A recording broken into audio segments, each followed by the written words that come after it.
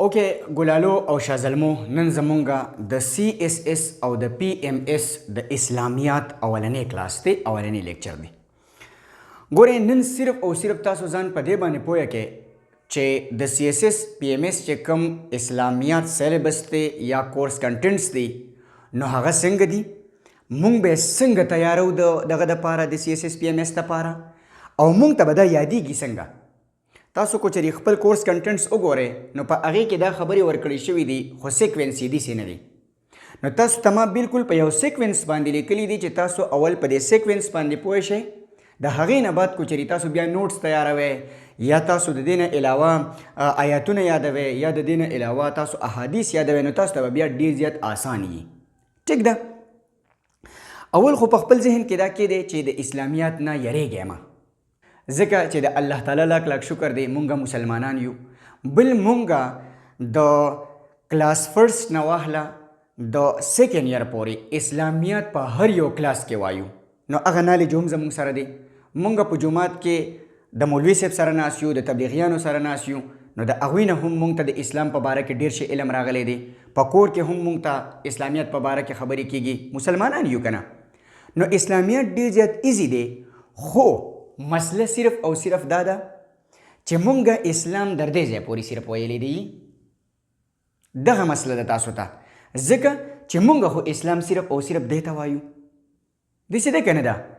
بس چې کوم سړی مونځ اودس کی، روژه، زکات، حج، مونږه وایي دا د ټولو نه بهترین مسلمان دی.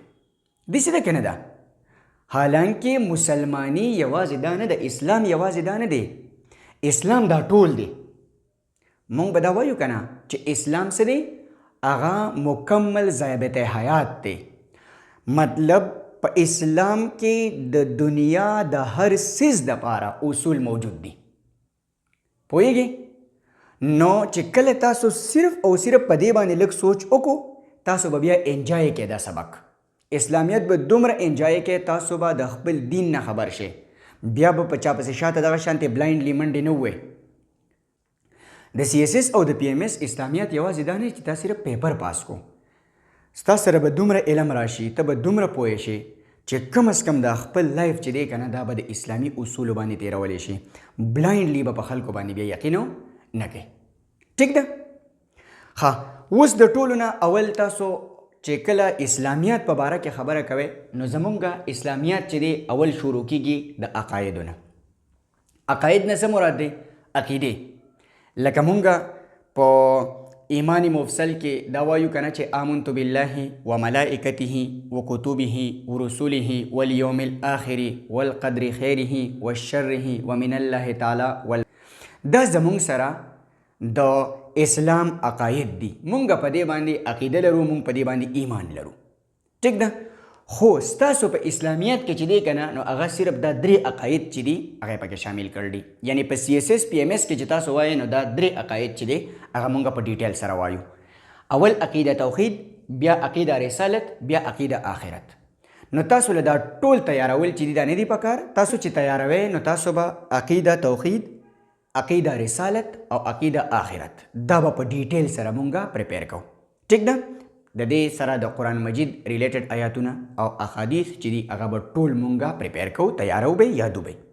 ټیک ده؟ ښه، بیا د دې نه بعد چې دی هغه راځي عبادات.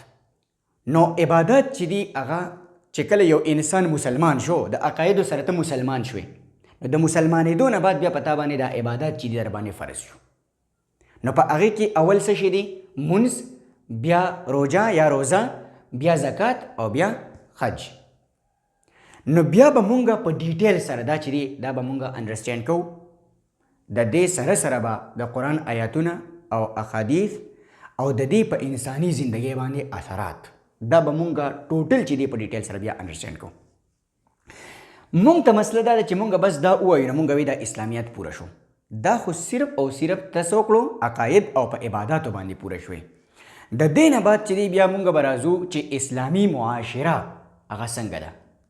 یعنی یو اسلامی معاشره کې د نورو انسانانو سره به بیا ستا څنګه تعلق راځي.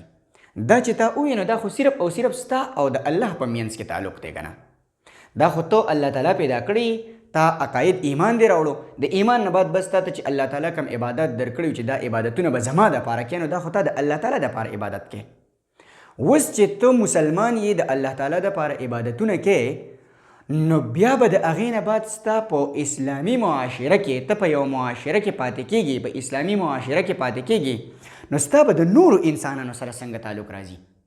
د ټولو نه امپورټنټ چې کوم دی هغه دا دی چې ستا به په اسلامي معاشره کې نورو خلکو سره تعلق راځي. ته به په اسلامي معاشره کې څنګه ژوند تېرې د اسلامي معاشرې خصوصیات به سي اسلامي معاشره به څنګه وي دا ډېر زیات امپورټنټ دی. نو موږ به د ټولو نه اول په اسلامي معاشره کې حقوق العباد به موږ وایو. په حقوق العباد کې چې دی که نه هغه بیا ستا دوه قسمه راځي. یو ستا باندې د خاندان حقونه راځي. ټیک ده چې ستا باندې د خاندان چې کوم خلک دی د هغوی در سره څه څه حقونه دي په تا باندې. په هغې کې مور او پلار چې دی هغه څه حق دی. د رونو خویندو چې دی د هغوی څه حقونه دي. د لور زوی څه حقونه دي. د دې نه علاوه د ښځې څه حقونه دي. دا ستا څه دي دا ستا په حقوق العباد کې د خاندان چې کوم حقونه دي دا هغه راځي. د دې نه علاوه بیا ستا په معاشره کې چې ته پاتې کېږې نو د نورو خلکو په تا باندې څه حقونه دي. لکه په تا باندې د ګاونډي څه حق دی. په تا باندې د غلام څه حق دی. په تا باندې د مسافر څه حق دی. په تا باندې د یوې کونډې څه حق دی. په تا باندې د یو یتیم څه حق دی. په تا باندې د یو غیر مسلمه څه حق دی.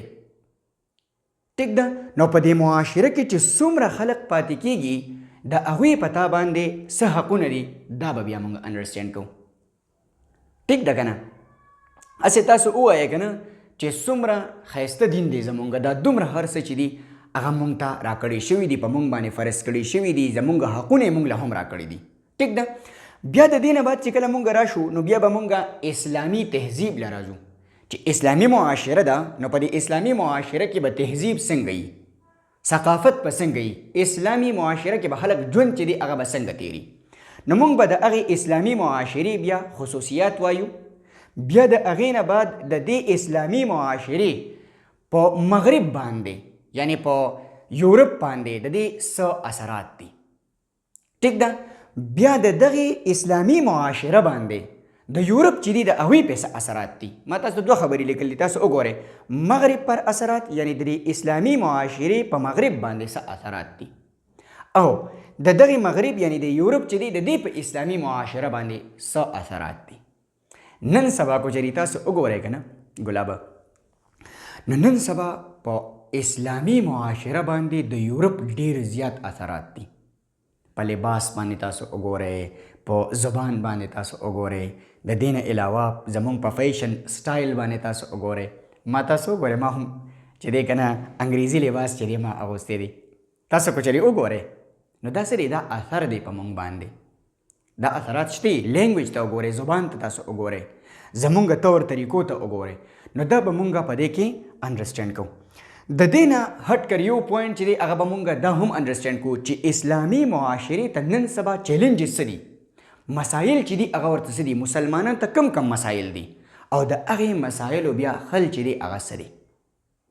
ټیک ده د دې نه چې موږ کله دا موږ انډرسټینډ کوو په دې باندې موږ پوه شو د هغې نه بعد به بیا موږ راځو اسلامي نظام له چې یو اسلامي نظام چې دی هغه څه دی. موږ په یو معاشره کې په یو اسلامي ملک کې په یو اسلامي دنیا کې پاتې کېږو نو د هغې اسلامي دنیا د چلولو نظام بسي دغې اسلامي ملک د هغې اسلامي معاشرې د چلولو نظام چې دی هغه بسي.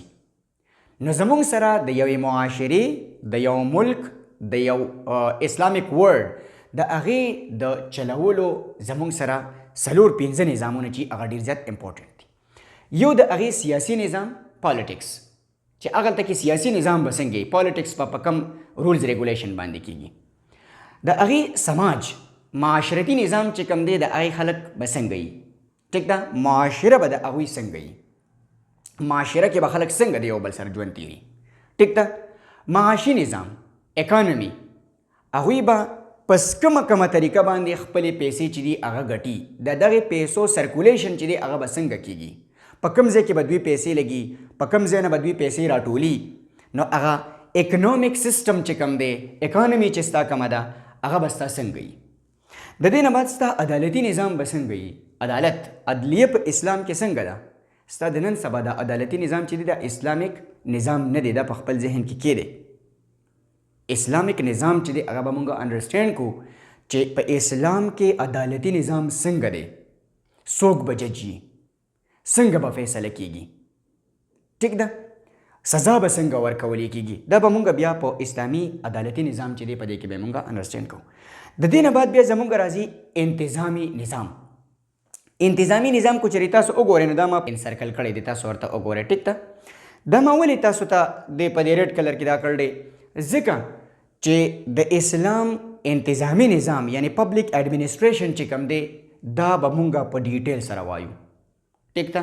دا یو لینک دی ټاپک دی او اکثر چې دی په دې باندې کوېسچن چې دی هغه راځي، ټیک ده. بیا د دې نه بعد چې دا ټوټل هر څه مونږ انډرسټینډ کړو نو د دې دپاره به بیا مونږ ته انسایټ، د دې دپاره علم، د دې دپاره راهنمایي هغه به مونږ ته د څه نه میلاویږي، د سیرت طیبې نه. سیرت طیبه مطلب د حضور نبی کریم صلی الله علیه و آله وسلم د زندګۍ نه. لقد کان لکم فی رسول الله اسوة حسنه. نو مونږ به سیرت طیبه یعنی د حضور نبی کریم صلی الله علیه وسلم د زندګۍ چې کوم مختلف پهلو دي، کوم سایډز دي د هغه، اسپیکټس دي د هغه، نو مونږ به بیا هغه وایو. د حضور نبی کریم صلی الله علیه وسلم انفرادي زندگی به مونږ وایو چې انفرادي زندگی هغه څنګه تیره کړله، یعنی د خپل خاندان سره، د خپل بیبیانو سره، د خپل ترونو سره، د خپل بچو سره، د خپل نوسو سره حضور نبی کریم صلی الله علیه وسلم څنګه زندگی تیره کړې ده. بیا د هغې نه بعد حضور نبی کریم صلی الله علیه و آله وسلم چې دی هغه پیغمبر امن، د امن پیغمبر دی، د سلامتیا پیغمبر دی. څنګه د حضور نبی کریم صلی الله علیه وسلم ژوند چې دی هغه ټوټل په امن باندې مشتمل دی، چېرته هغه جنګ شر چې دی هغه نه دی خوښ کړی. نو مونږ به بیا هغه انډرسټینډ کوو. بیا د دې نه بعد به مونږ انډرسټینډ کوو چې حضور نبی کریم صلی الله علیه وسلم یو بهترین استاد، یو بهترین ټیچر، یو بهترین معلم څنګه و. ګورئ چې کله تاسو دا پوینټ، دا پهلو د حضور نبی کریم صلی الله علیه وسلم انډرسټینډ کړه، پوه شوئ پې، نو ستاسو به د خپلو استادانو نه، د دې خپلو ټیچرز نه، د پروفیسرز نه، د لیکچرز نه، د دوی نه به نفرت پیدا شي چې حضور نبی کریم صلی الله علیه وسلم د دنیا د ټولو نه قابل ترین انسان، د علم خزانه، خدای پاک ولا علم ورکړی د وخی په ترو باندې، داسې پیور نالج و ورسره، په هر څه باندې پویا او علم ورسره صرف ونه عملی زندګۍ کې هم راوستی و. تاسو چې د هغو سادګي، د حضور نبی کریم صلی الله علیه وسلم سادګي، عجز، انکساری، په څومره سمپل لینګویج سره خپل شاګردان یعنی اصحاب اکرام رضی الله عنهم پویا کول، چې تاسو دا انډرسټینډ کړئ که نه، تاسو ته به بیا پته ولګي چې یار واقعي حضور نبی کریم صلی الله علیه وسلم بهترین معلم، بهترین استاد و. ټیک ده. بیا د دې نه بعد به مونږ راځو چې حضور نبی کریم صلی الله علیه وسلم یو بهترین سپه سالار یا یو بهترین میلیټري جنرال دا څنګه و. ټیک ده.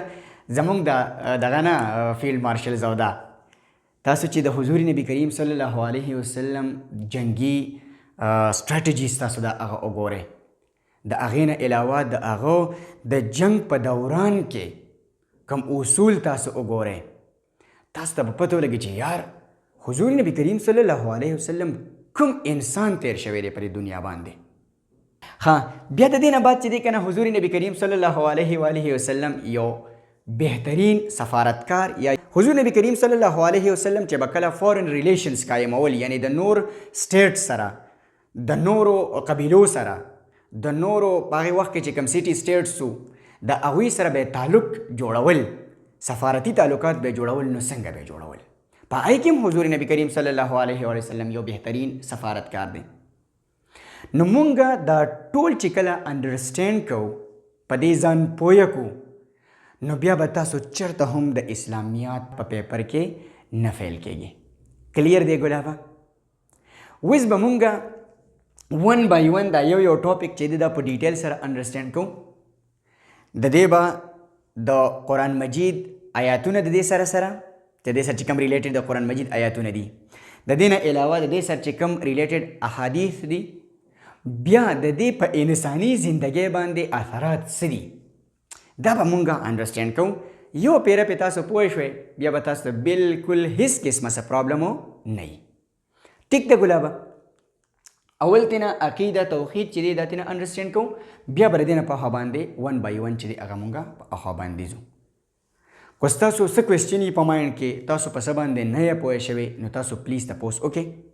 ها یو خبره چې کوم سټوډنټس هغه مونږ په یوټیوب باندې ګوري، مطلب په سوشل میډیا باندې مونږ ګوري، نو په لیکچر وایز باندې به دا تاسو ته ټول اپلوډ کیږي. تاسو په څه باندې نه پوهیږئ نو تاسو بالکل د واتس اپ په نمبر باندې رابطه کولی شئ، یا آنلاین کلاسز اخیستل غواړئ په هغې باندې هم تاسو رابطه چې دی کولی شئ په دغه کې واتس اپ په نمبر باندې.